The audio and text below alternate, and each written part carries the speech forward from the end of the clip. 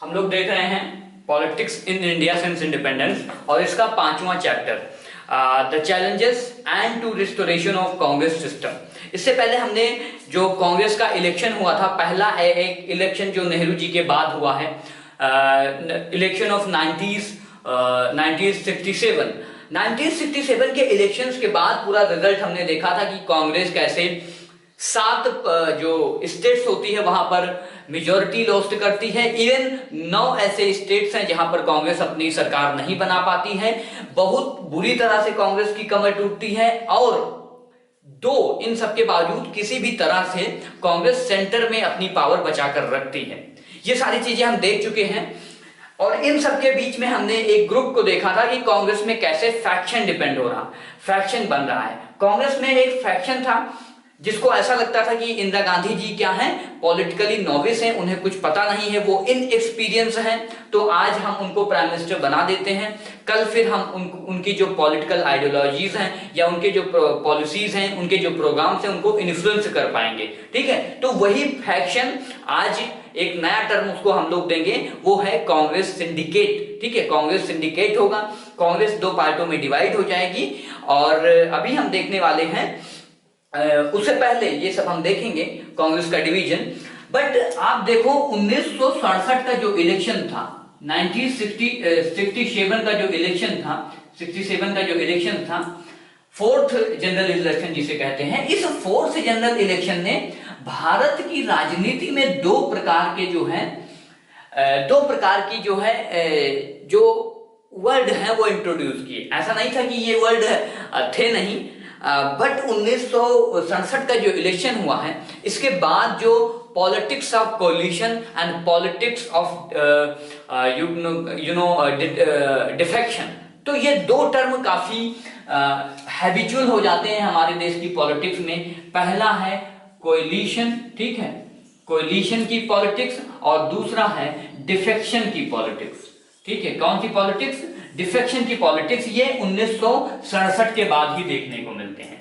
जैसे बुक के अंदर 2 एग्जाम्पल दिए गए हैं, एक एग्जाम्पल बिहार का दिया गया है और दूसरा पंजाब का दिया गया है कि यहाँ पर किस प्रकार से पार्टीज बनाने के लिए लोग अपनी विचारधाराओं से कोई मतलब नहीं रखते हैं कि वो सोशलिस्ट हैं, कि वो कम्युनिस्ट हैं, कि वो जनसंघ के हैं, किसी भी पार्टी के हैं, बट वो कांग्रेस से नहीं है। बस कांग्रेस से इतर होकर कोई भी है वो अपनी पार्टी बनाना शुरू कर देता है। जैसे बिहार में चाहे वो जनसंघ हो, ठीक है, या एसएसपी हो, ये सारी पार्टीज हम लोग देख लिए हैं, या पीएसपी हो, पीपल्स सोशलिस्ट पार्टी, या फिर कोई भी और कम्युनिस्ट पार्टी हो, ये सभी लोग साथ में आकर सरकार बनाते हैं। ऐसे ही पंजाब में तो और मतलब एक्सपीरियंस इन लोगों का वैसे ही रहता है कि मतलब आइडियोलॉजी का कोई इंपॉर्टेंस ही नहीं रह गया है। इसीलिए कोalition की पॉलिटिक्स में जो पहला अध्याय लिखा जाता है वो इसी जनरल इलेक्शन के बाद से ही आपको देखने को मिलता है। पंजाब में जो अकाली दल के राइवल्स हैं, अकाली दल के 2 राइवल्स होते हैं, संत ग्रुप एंड मास्टर ग्रुप, वो साथ में आते हैं। और पंजाब में सबसे इंपॉर्टेंट ये होता है कि सीपीआई एंड सीपीआईएम, जो 1964 में सीपीआईएम अलग हो गया था, वो फिर से साथ में आ जाता है। तो कोलिशन की मैं इसको इसलिए बता रहा हूं काफी कम समय लेकर के कि आप ये याद रखना कि इसी इलेक्शंस के बाद जो कोलिशन की परंपरा है वो लगभग शुरू होती है। और दूसरी परंपरा है डिफेक्शन की। डिफेक्शन क्या होता है? कूदना। ठीक है, डिफेक्शन को अगर कॉन्स्टिट्यूशनल टर्म में बात करें तो इसको कहते हैं फ्लोर क्रॉसिंग। क्या? Floor crossing.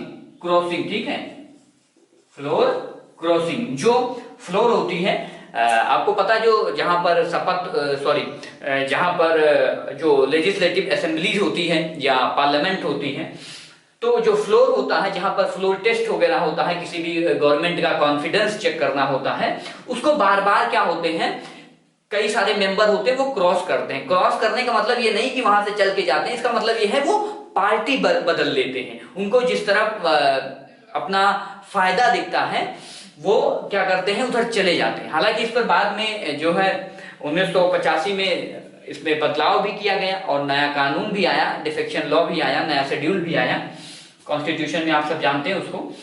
लेकिन ये जो फ्लॉ उस समय तो था नहीं है, ठीक है, और अभी वो कानून आ भी गया है तो कितना पालन हो रहा है आपको पता है। ठीक है, अभी सारे विवाद चलते ही रहते हैं प्रेसिडेंट रूल को लेकर, फिर और MLAs को लेकर के इश्यूज चलते रहते हैं। तो फ्लोर क्रॉसिंग की परंपरा भी यहीं से जन्म लेती है। एक एपिक एग्जाम्पल दिया गया है और ये इंडियन हिस्ट्री का एपिक एग्जाम, इंडियन पॉलिटिक्स का एपिक एग्जाम्पल है, NCERT में भी दिया गया है, about a very funny kind of statement, आया राम एंड गया राम। ठीक है, तो एक गयालाल साहब होते हैं, वो 15 दिन के अंदर जो है 3 बार जो है पार्टीज बदलते हैं 15 दिन के अंदर। मतलब एक बार यूनाइटेड फ्रंट से कांग्रेस में, कांग्रेस से यूनाइटेड फ्रंट में जाते हैं, फिर यूनाइटेड फ्रंट से कांग्रेस में आते हैं और फिर 9 घंटे के अंदर ही फिर से यूनाइटेड फ्रंट में जाते हैं। ये हरियाणा की घटना होती है। तो चूंकि उनका नाम गयालाल होता है तो उनको उसी के नाम पर जो एक कांग्रेस के लीडर होते हैं वो कहीं मीटिंग में जनरली कर देते हैं। साइड में लिखा हुआ है NCERT में, आप लोग जानते ही होंगे, काफी पॉपुलर जो है ये फनी स्टेटमेंट है। तो ये आपको याद रखना है कि जो भारत की पॉलिटिक्स थी उसमें कोलिशन की और डिफेक्शन की परंपरा भी इसी 4th जनरल इलेक्शन से शुरू होता है। अभी हमें समझना है कि जैसे तैसे 1967 का जो इलेक्शन था, 1967 का जो इलेक्शन था ये संपन्न होता है, ये कंडक्ट होता है सक्सेसफुली और सेंटर में पावर आती है। ठीक है, सेंटर में पावर आती है इंदिरा गांधी जी की। लेकिन इसके अंदर चूंकि इंदिरा गांधी जी को काफी लोग इनएक्सपीरियंस समझते हैं और जो के कामराज महोदय होते हैं, के कामराज महोदय, ये तमिलनाडु से आते हैं। इनके बारे में हम लोगों ने इससे पहले भी देखा था। इनका जो ये बहुत बड़े सीनियर लीडर होते हैं कांग्रेस के और फ्रीडम फाइटर भी इन्हें में कंट्रीब्यूशन है और मद्रास के ये जो है CM भी रह चुके होते हैं, मद्रास के जो नाउअडेज तमिलनाडु। तो आपको ये याद रखना है इनका एक प्लान था। ये प्लान जनरली लोग जिसको कहते हैं कामराज प्लान, इन्होंने 1963 के आसपास इन अबाउट 1963 ही proposed a plan that is known as Kamaraj plan. इन्होंने कहा कि जितने भी कांग्रेस के सीनियर लीडर हैं उन्हें रिजाइन दे देना चाहिए और जितने भी यंग कांग्रेस के कार्यकर्ता हैं उनको कांग्रेस को आगे संभालनी चाहिए। मतलब गांधीयन थे ये ना, he was Gandhian in his attitude. जैसे गांधी जी कहते थे कांग्रेस को जो है ना इलेक्शन में ही नहीं पार्टिसिपेट करना चाहिए, तो he was a Gandhian type people. लेकिन ये एक सिंडिकेट बना लेते हैं। क्या बनाते हैं? सिंडिकेट। ठीक है, सिंडिकेट का मतलब होता है इन्फ्लुएंसर एंड पावरफुल लोग होते हैं ना, कई सारे लोग होते हैं, इन्फ्लुएंसर एंड पावरफुल लोगों का जो ग्रुप होता है उसको सिंडिकेट भी कहते हैं। पॉलिटिक्स का काफी फेमस वर्ड है। इसमें के कामराज साहब होते हैं, इसमें एन संजीव रेड्डी साहब होते हैं। ठीक है, संजीव रेड्डी साहब होते हैं, ये आंध्रा से आते हैं और जो एक बहुत बड़ी पर्सनालिटी है वो कर्नाटक से इसमें आते हैं, शिरकत करते हैं और बाद में कांग्रेस के प्रेसिडेंट भी बनते हैं, जिनका नाम है निजलिन गप्पा। ठीक है, एन निजलिन गप्पा साहब, एस निजलिन गप्पा साहब सॉरी, तो वो भी कर्नाटक से आते हैं। और ये और काफी लोग होते हैं। अतुल्य घोष होते हैं, एक महोदय होते हैं वेस्ट बंगाल से, उनका भी पार्टिसिपेशन होता है। तो एक सिंडिकेट बन जाता है जिसका काम ये होता है कि जो सरकार बनी है उस पर क्या करना है, उस पर एक प्रेशर लगाना है, उसको इन्फ्लुएंस करते रहना है। लेकिन क्या ये चल पाएगा? वो नहीं चलेगा ज्यादा दिन तक, क्योंकि इंदिरा गांधी जी वैसी बिल्कुल भी नहीं है जैसा लोग उन्हें समझने की कोशिश करते हैं। इंदिरा गांधी जी सरकार में आने के बाद ही कई सारे डिसीजन लेती हैं, जैसे 14 बैंकों का नेशनलाइजेशन करती हैं। ठीक है, जो प्राइवेट पर्स है, ठीक है, उसको खत्म करती है। प्रिवी पर्स का मतलब ये होता है, प्रिवी पर्स का मतलब ये होता है कि जो राजा रजवाड़ों को पैसे दिए जाते थे सालाना बेसिस पर, क्योंकि जब पटेल साहब ने उनको एनेक्स किया था तो उनको कुछ पैसे दिए जाते थे उनके, क्योंकि वो लोग प्रिंसेस हुआ करते थे, तो उसको भी खत्म किया। और कई सारे ऐसे डिसीजन लिए जो लेफ्ट ओरिएंटेशन के थे। कैसे, कौन से थे? लेफ्ट ओरिएंटेशन या प्रो पुअर काफी प्रोग्राम चलाया गया। ठीक है, प्रो पुअर प्रोग्राम चलाए गए। और ये दोनों जो डिसीजन थे, ठीक है, जहां वो नेशनलाइजेशन ऑफ 14 प्राइवेट बैंक्स को नेशनलाइज करके सरकारी बना दिया गया और ये जो प्रिवी पर्स को खत्म किया गया, इसको लेकर इंदिरा गांधी जी में और जो मोरारजी देसाई साहब होते हैं उनमें काफी सीवियर डिफरेंसेस हो जाते हैं। मोरारजी देसाई साहब उस समय डिप्टी प्राइम मिनिस्टर होते हैं, डिप्टी PM और फाइनेंस मिनिस्टर भी होते हैं। तो ये फाइनली जो है कैबिनेट छोड़कर बाहर आ जाते हैं। आप ये समझने की कोशिश करें। और बाद में क्या होता है, ये लगभग 1959 तक हम लोग पहुंच जाते हैं। ये सारी चीजें चलती रहती हैं। अब 1967 में एक बहुत ही इंपॉर्टेंट घटना हो जाती है कि जो जाकिर साहब होते हैं, जाकिर हुसैन साहब, उनकी डेथ हो जाती है। अब आप पूछोगे जाकिर हुसैन साहब कौन है, तो ये प्रेसिडेंट हुआ करते हैं। अभी तो हमने प्राइम मिनिस्टर का इलेक्शन देखा था, अभी प्रेसिडेंट साहब जो हैं वो 1967 के आसपास इनकी डेथ हो जाती है। तो अब इनका फिर से इलेक्शन होगा। किसका? जाकिर हुसैन साहब नहीं रहे हैं। अब भारत में आपको पता है प्रेसिडेंशियल इलेक्शन कैसे होते हैं। भारत में प्रेसिडेंशियल इलेक्शन होते हैं किस प्रकार से? प्रोपोर्शनल रिप्रेजेंटेशन से। प्रोपोर्शनल रिप्रेजेंटेशन से इलेक्शन होते हैं भारत में। आर्टिकल 55 है इंडियन कॉन्स्टिट्यूशन का, अकॉर्डिंग टू दैट, ठीक है। और इसमें क्या होता है? इलेक्टोरल कॉलेज होता है, ये मैं ऐसे ही बता दे रहा हूं। इलेक्टोरल कॉलेज होता है जिसमें elected members of both the assemblies, ठीक है, पार्लियामेंट के दोनों हाउसेस के इलेक्टेड मेंबर्स और जितनी भी लेजिस्लेटिव असेंबलीज हैं उसके elected members plus elected members of Delhi and Pondicherry, ठीक है। तो इसके जो इलेक्टोरल कॉलेज इससे बनाया जाता है प्रोपोर्शनल रिप्रेजेंटेशन के मेथड के द्वारा इनडायरेक्ट इलेक्शन होता है प्रेसिडेंट का। अभी जो कांग्रेस का सिंडिकेट है, जो कांग्रेस का सिंडिकेट है वो संजीव रेड्डी साहब जो होते हैं उनको क्या कर देता है? ऑफिशियल कांग्रेस का क्या कर देता है? ऑफिशियली कांग्रेस की कैंडिडेट बना देता है। आपको ये याद रखना, एन संजीव रेड्डी साहब को जो कांग्रेस का सिंडिकेट होता है, एक ऐसे लोगों का ग्रुप, ये सिंडिकेट वैसा ही ग्रुप है जैसे हम लोग दिल्ली सल्तनत पढ़ते हैं, तो दिल्ली सल्तनत में 40 लोगों का ग्रुप होता है, वो जिसको चाहते हैं उसको क्या कर देते हैं? तख्ता पलट कर देते हैं, जिसको चाहते हैं राजा बना देते हैं। हालांकि यहां पर ये सिंडिकेट फेल होगा, अभी हम देखेंगे। जब ये पूरी बात इंदिरा गांधी जी को पता चलती है तो वो अपने कैंडिडेट को प्रेसिडेंट के लिए उतारती हैं, जिनका नाम होता है बीबी गिरी महोदय। तो बीबी गिरी महोदय को इंदिरा गांधी जी रिटेलिएट करती हैं, ठीक है, इनसे खुश नहीं होती, क्योंकि ये लोग बिना इंदिरा गांधी जी से पूछे ये डिसीजन ले लेते हैं कि एन संजीव रेड्डी साहब को, जो आंध्रा से आते हैं, उनको हम लोग क्या बनाएंगे? प्रेसिडेंट बनाएंगे। दूसरी तरफ इंदिरा गांधी जी ने वीवी गिरी साहब को जो है मैदान में उतार दिया है प्रेसिडेंशियल इलेक्शंस के लिए। तो दोनों में क्या होने लगता है? काफी विवाद बढ़ जाते हैं, मतलब आइडियोलॉजिकल डिफरेंसेस आ जाते हैं, ठीक है। और इन लोगों ने कहा कि हम ओरिजिनल कांग्रेस हैं। क्या है? कांग्रेस की ओरिजिनल ऑर्गेनाइजेशन हम लोग हैं। तो इसको कहा गया कांग्रेस ओ। क्या कहा गया इसको? कांग्रेस ओ। प्लस इसको कांग्रेस आर कहा गया, ठीक है। कांग्रेस आर इसको क्यों कहा गया उसके पीछे मैं भी आपको बताऊंगा। तो ये सारे इश्यूज चल रहे हैं। अभी जब इंदिरा गांधी जी ने बीबी गिरी का जो है नाम आगे रखा प्रेसिडेंशियल इलेक्शंस के लिए, तो जो इंदिरा गांधी जी के फॉलोअर थे उन्होंने कहा कि हमें एक मीटिंग कर लेनी चाहिए। मीटिंग मतलब कर लेनी चाहिए ऑल इंडिया कांग्रेस कमेटी की। ऑल इंडिया कांग्रेस कमेटी की हमें मीटिंग करनी चाहिए, अपनी बात रखनी चाहिए।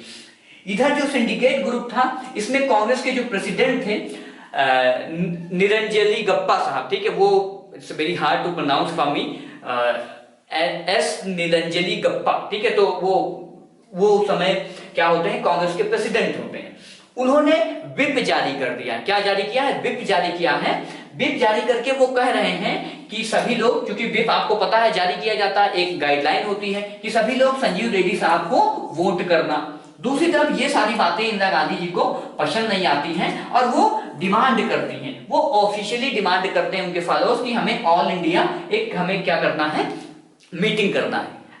एंड इसको इंग्लिश की डिक्शनरी में इस डिमांड को क्या कहते हैं? कोई ऑफिशियल डिमांड रखा जाता है तो इसको कहते हैं रेक्यूजिशंड। क्या कहते हैं? रेक्यूजिशंड। तो ये इस ग्रुप को रेक्यूजिशनिस्ट भी कहा जाता है। क्या कहा जाता है? रेक्यूजिशनिस्ट। दैट इज व्हाई आर शब्द वहीं से लिया गया है। आर का मतलब होता है रेक्यूजिशनिस्ट, मतलब those group who is demanding something some official things, लेकिन उसको डिनाई कर दिया जाता है। इस जो मीटिंग को नहीं होने दिया जाता है, जो प्रेसिडेंट साहब होते हैं उनके, कांग्रेस के जो प्रेसिडेंट होते हैं वो डिनाई कर देते हैं। और बाद में जो इलेक्शन होता है उसमें विप जारी करने के बावजूद भी आप देखो कि बीबी गिरी महोदय की जीत होती है। तो संजीव रेड्डी साहब जो ऑफिशियल कैंडिडेट थे और जो वीवी गिरी महोदय जिनको इंदिरा गांधी जी ने रिटेलिएट करके इस कैंडिडेट नॉमिनेट किया था, उनकी विजय होती है। अब जब ऐसा सिचुएशन हो जाता है, ये सिंडिकेट और ये जो चूंकि म्यूचुअल राइवलरी बढ़ जाती है, आइडियोलॉजिकल कॉन्फ्लिक्ट बढ़ते हैं, तो उस समय जो कांग्रेस के प्रेसिडेंट साहब होते हैं, कांग्रेस के प्रेसिडेंट और नीलंजली गप्पा महोदय, वो इंदिरा गांधी जी को एक लेटर लिखते हैं और उनको खुद से ही कांग्रेस से बाहर कर देते हैं। तो दोनों में एक फिर से डिबेट चलती है। जो ये होते हैं सिंडिकेट ग्रुप, जो कांग्रेस ओ वाले हैं, ओ मतलब ऑर्गेनाइजेशन, ये कहते हैं कि हम ओल्ड कांग्रेस हैं, हम रियल कांग्रेस हैं, प्लस इधर इंदिरा गांधी जी कहते हैं नहीं, ओरिजिनल कांग्रेस हम हैं। ठीक है, तो आज जो हमारे आपके बीच में कांग्रेस पार्टी है वो ये वाली कांग्रेस पार्टी है, जिसको 1969 में 1969 में बनाया गया था। इसको कहते हैं कांग्रेस रेक्यूजिशनिस्ट। ठीक है, तो आपको ये याद रखना है।